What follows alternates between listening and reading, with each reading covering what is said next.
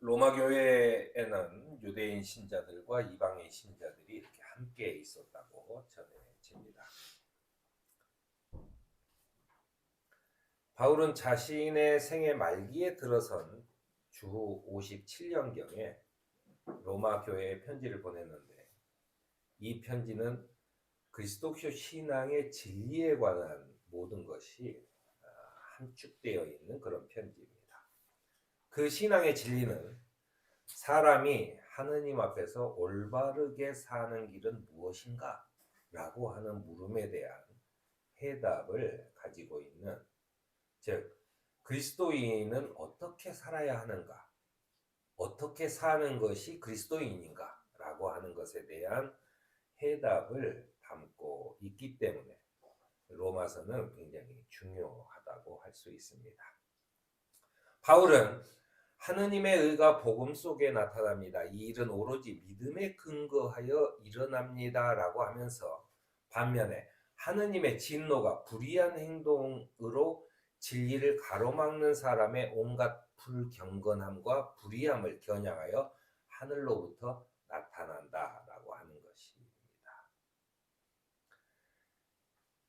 하느님의 의가 오로지 믿음 속에서 나타나는데, 하느님의 분노라고 하는 것은 사람들의 불경건함과 불의함, 그 의로움과 불의함이라고 하는 것으로 나타난다라고 하는 얘기입니다. 그래서 그 신학자들은 바울의 신학을 칭의 신학이다.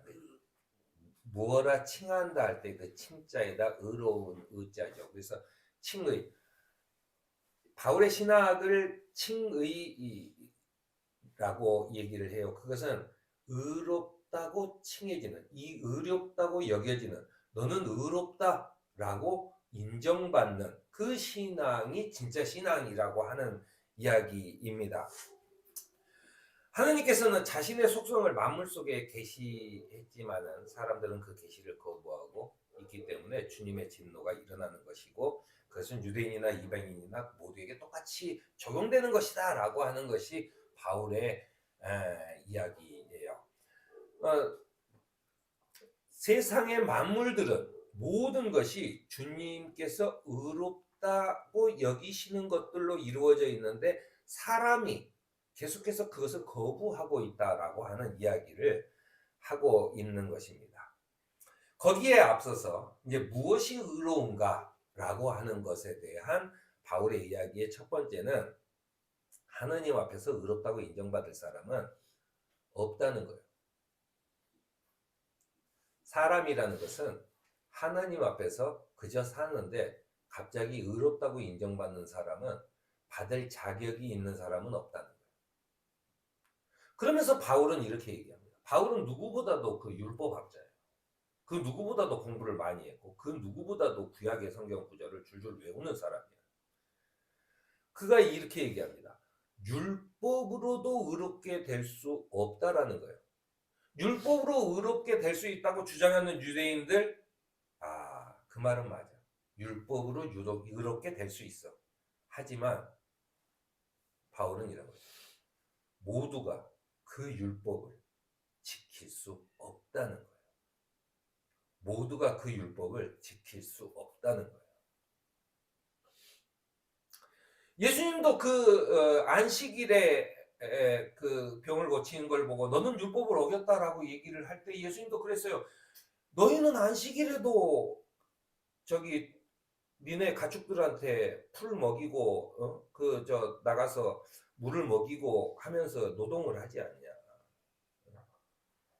니네가 하는 건 괜찮고 남이 하는 것은, 그러니까 율법이라는 게 남을 지적하기 위해서 지키는 것이지 내가 의롭게 되기 위해서 지키는 사람은 아무것도 없다는 거예요. 사람은 그렇기 때문에 율법을 완벽하게 지킬 수 없어요. 그렇기 때문에 율법을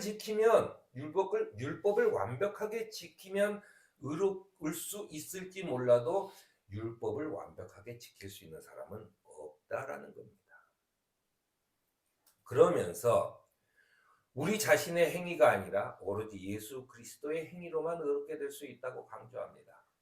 우리는 의롭다고 칭해질 만한 자격이 없어요. 우리가 살아온 세월을 보면 우리가 그렇게 의롭게 살았나?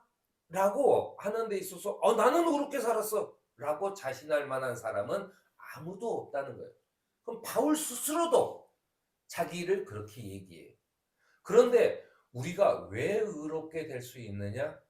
그는 예수 그리스도의 행위로, 예수 그리스도로 말미암아 우리는 의롭게 될 수 있다라고 강조하는 것입니다. 왜냐하면 하나님께서는 이 예수를 우리가 그 죄로부터 벗어나서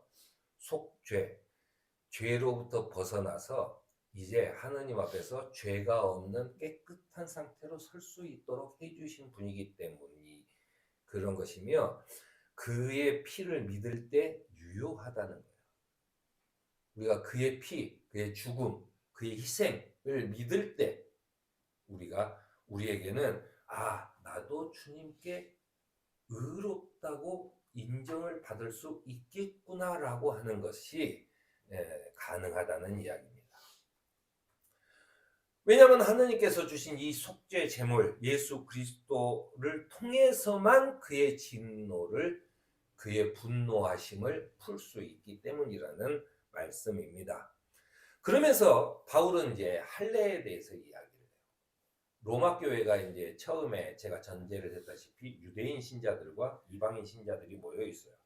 그런데 이 유대인 신자들이 당시에는 이제 예루살렘으로부터 소식이 전해지는 거죠. 우리가 이렇게 믿는데, 거기에 있는 사도들도 설교를 하다 보면 뭐가 좀 헷갈리는 게 있어. 그러면은 이제 묻죠. 그러면은 이제 유대의 아무래도 예수님을 따라다녔던 사람들이 전부 다 이제 제자들이 유대 사람들이기 때문에 율법은 어느 정도는 지켜야 되는 거 아니야? 라고 하는 것들이 있죠. 그런 의견을 받아들여서 이제 한쪽에서는 우리가 믿는다고 하는 게 눈으로 보이는 게 아니잖아. 나는 믿어요. 그게 눈으로 보이는 것도 아니고 내가 증명할 수도 없어요. 난 믿는데 믿는 걸 어떻게 증명해? 그러니까 이제 그 사람들은 뭔가 눈에 보이는 확실한 걸 요구합니다. 그러니까 내가 율법을 지키는 것도 안식일날 내가 집에 가만히 앉아 있는지 어디로 돌아다니는지 사실은 누가 감시하지 않는 이상은 잘 모르는 거잖아요. 지금처럼 무슨 그 스마트폰이 있어가지고 이 경로를 추적할 수 있는 것도 아니고 그걸 모르는 거잖아요. 그런데 제일 확실한 게 할례예요. 그러니까 뭐냐면 니네도 유대인처럼 그럼 할례를 받아 라고 하는 분위기가 있었던 거죠. 바울은 이 할례 문제에 대해서 이렇게 얘기합니다. 아브라함이 어떻게 그렇게 의롭다고 인정을 받았습니까? 하고 물어요. 아브라함의 믿음의 조상이죠. 아브라함이 어떻게 받았어요? 할례를 받았기 때문에 그렇게 됐습니까? 아니면 할례를 받기 전에 그렇게 됐습니까? 라고 묻는 겁니다. 이게 참 놀라운 관점이에요. 이 바울이요, 율법과 율법학자로서는 우리가 이제 예수님 할 때 이제 율법학자들과 바리새인에 대한 공격들을 많이 하지만 진짜로 요즘 말로 하면 찐 율법학자인 바울은 이걸 이만큼 이 율법이나 이 이스라엘의 역사에 대해서 잘 아는 사람이 드물어요. 바울이 그래서 사도로 불리우는 겁니다. 그가 얘기해요. 할례를 받은 후에가 아니라 할례를 받기 전에 아브라함은 의롭다 하느님께서 인정을 했다는 거예요. 그게요, 실제로 아브라함이 하느님으로부터 의롭다 인정을 받았을 때는 창세기 15장에 나옵니다. 그리고 나서 하느님의 그 선택을 받은 다음에 창세기 17장에 가서야 할례를 받아요. 그러니까 할례를 통해서 아브라함이 의롭다 인정을 받은 게 아니라 하느님께서 의롭다고 하신 이후로 하느님의 믿음의 선조가 된 다음에 할례를 받았다는 거예요. 그러니까 할례가 먼저냐 아니면 의롭다고 하시는 게 먼저냐라고 했을 때 그것은 무조건 의롭다 하심이 먼저라는 거예요. 할례는 그 다음이라는 거예요.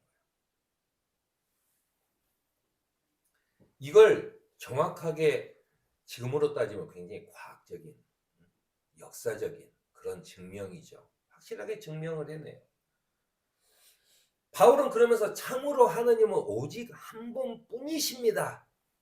그러므로 하나님께서는 할례를 받은 사람도 믿음을 보시고 의롭다 하시고 할례를 받지 않는 사람도 믿음을 보고 의롭다고 하신다라고 하는 이야기예요. 그것은 하나님께서 의롭다 하시는 것은 어떤 특별한 민족적인 의식에 속하지 않는다는 거예요. 그건 아무것도 아닌 거잖아요. 예를 들어 유대 민족들은 할례를 받는 거지만 우리나라의 사람들은 상투를 틀거나 쪽집머리를 하거나 하여튼 그런 것으로 그 민족의 어떤 무다적인 정서를 나타내요. 그것이 내가 한국을 좋아한다고 해서 반드시 상투를 틀어야 하는 건 아니죠. 요즘에는 한국 사람들도 상투를 틀지는 않아요. 이 할례라는 것이 그렇다는 거예요.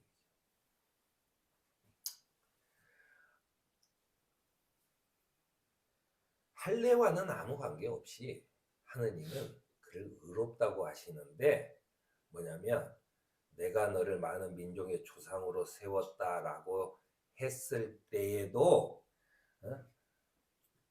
하느님은 우리의 조상 아브라함이 할례를 받기 전에 보여준 그 믿음을 통해서 하느님이 그를 의롭다고 하셨고 우리는 그 믿음을 따라 사는 사람이지 그가 할례를 그 다음에 받은 것을 그 할례를 따라 사는 사람이 아니라고 하는 얘기를 해요. 그러면서 아브라함은 처음에는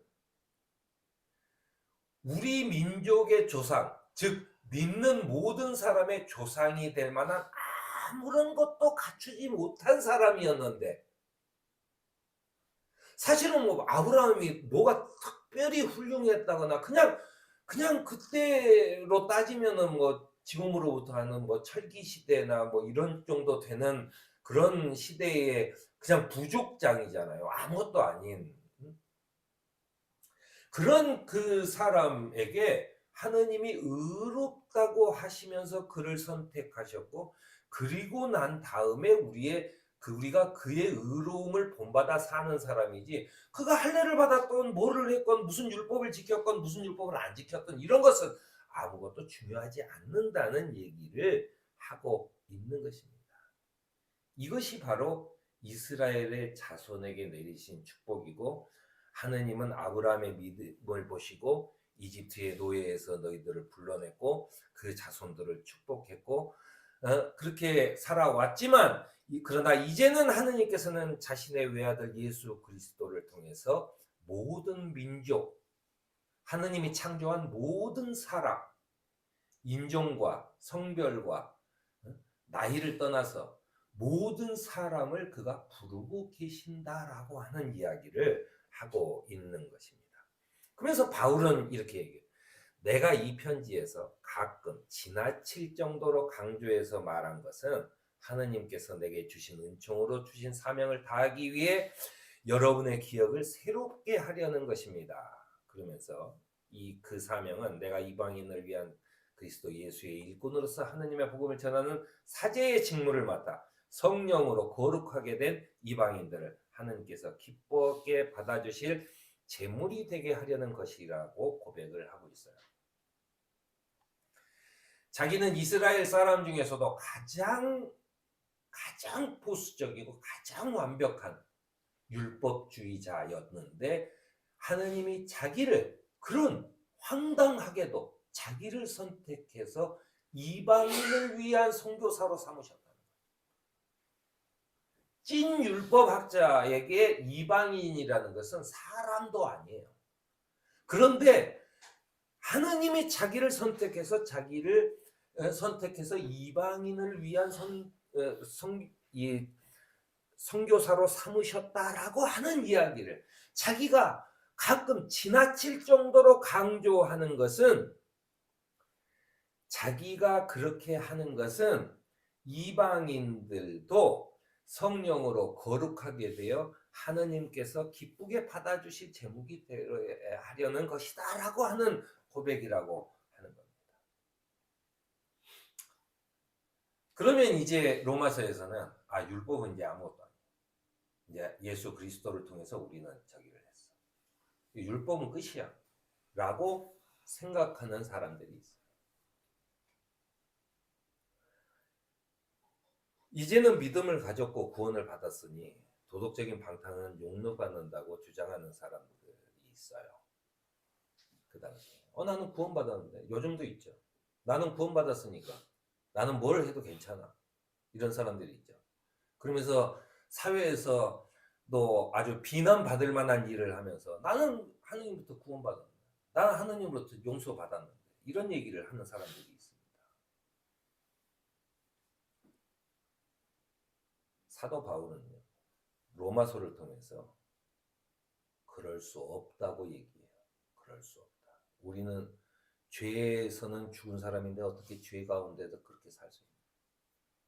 우리의 삶이 이미 세례를 받으면서 내가 태어나서 살던 그 생명은 이미 죽었고 내가 세례를 받는 순간에 내가 부활하신 예수 그리스도와 함께 내가 부활한 생명이 되어서 사는데 어떻게 옛날하고 똑같이 그렇게 죄를 지으면서 살아?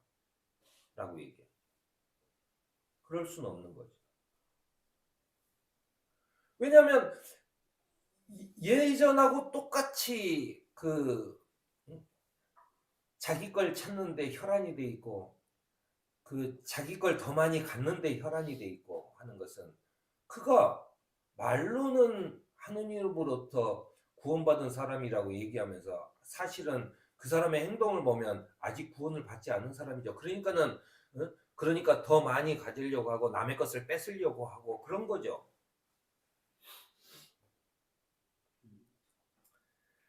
사도 바울은 이렇게 얘기합니다. 그러므로 여러분은 죄가 여러분의 죽은 몸을 지배하지 못하게 해서 여러분의 몸에 정욕에 굴복하는 일이 없도록 하십시오라고 하면서 율법을 다시 이야기해요. 왜냐하면 율법이 죄입니까? 내가 지금 율법은 이제 안 지켜도 된다라고 율법으로 구원받지 않는다라고 해서 그 율법이 죄냐? 아니야. 그럴 수 없다는 거예요. 율법이 있는 이유는 우리가 그 율법에 비춰보지 않는다면 나는 죄가 뭔지 모른다는 거예요. 내가 살면서 계속해서 내가 지금 잘 가고 있는지를 살펴볼 때는 내가 하느님께서 맨날 내가 그럴 때마다 갑자기 내 꿈에 나타나서 너는 의로워 괜찮아 라고 얘기하는 거 아니에요. 사도 바울은 율법이 필요한 이유는 이런 거라는 거예요. 내가 내 행동을 비춰봤을 때 율법에 지금으로서는 뭔가요? 지금으로서는 도덕이 될 수 있고 우리나라의 현행법이 될 수 있고 여러 가지가 있겠죠. 이 법에 비춰봐서 내가 잘못 살고 있구나 라고 하는 것을 비춰볼 수 있다는 거예요. 그러니까 율법이라고 하는 것은 도덕이나 이런 것이라고 하는 것은 그것 때문이 아니라 그것으로 인해서 내가 내 죄를 비춰볼 수 있다라고 하는 얘기를 하는 겁니다. 그러므로 율법도 중요하다는 얘기예요. 율법이 너를 구원해 주지 못해. 예수 그리스도만이 구원해. 하지만 그 구원한 삶을 살아가고 있는지 없는지 오늘 하루하루의 순간, 하루하루의 일들을 보면서는 그 율법, 그 도덕률 이런 것들을 가지고 내가 잘 살고 있는지를 비춰봐야 한다는 이야기입니다. 예수님도 율법을 폐하러 온 것이 아니라 완성시키러 왔다고 얘기를 했고 율법을 나쁘다고 얘기하지 않았어요. 사도 바울도 마찬가지입니다. 율법은 거룩하며 계명도 거룩하고 의롭고 선한 것이라고 이야기를 해요. 하지만 너희들이 율법을 지킴으로 구원받는 것 아니라고 하는 사실을 분명히 하는 것입니다. 그러기에 바울은 마지막에 이렇게 탄식합니다. 누가 이 죽음의 몸에서 나를 건져주겠습니까? 하고 부르죠.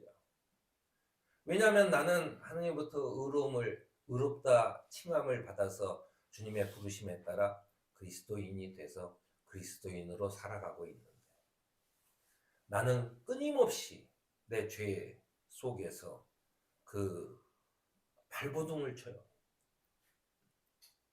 내가 나를 생각해 보면 끊임없이 문익환 목사님이 감옥에서 쓴 그 시가 있는데 그 시에도 내용이 사람들은 나에게 통일의 무슨 위대한 뭐 이런 식의 얘기를 하지만 내 속에서 끊임없이 피어오르는 이 욕망의 덫에서 누가 나를 건져낼 수 있겠는가라고 하는 이야기를 합니다.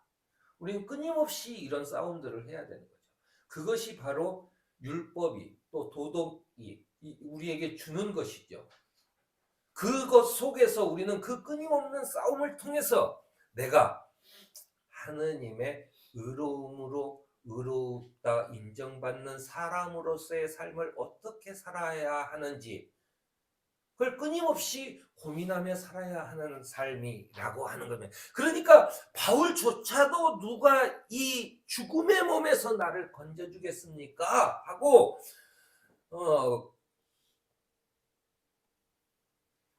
통탄해하는 겁니다. 그러면서 바울은 이 사망의 몸에서 이 죽을 사망의 몸에서 일어나는 이 격렬한 싸움에서 이겨내고 장차 우리에게 나타날 그 영광을 소망하자고 격려하는 겁니다. 바로 그것이 우리의 신앙의 삶이에요. 내 속에 일어나는 그 끊임없는 죽음의 몸에서 일어나는 이 격렬한 싸움을 이겨내고 끊임없이 우리에게서 장차 영광 가운데 나타날 그 그리스도의 영광, 주님의 영광, 그리고 그 주님의 영광으로 벌어질 이 우리에게 나타날 영광, 이 영광을 소망해야 한다고 권면하는 것입니다. 오늘 우리를 불러주신 하나님께서 의롭다 하신 그런 믿음으로 격렬한 싸움을 이겨내면서 살아가는 그런 저와 여러분이 되기를 바랍니다. 아멘.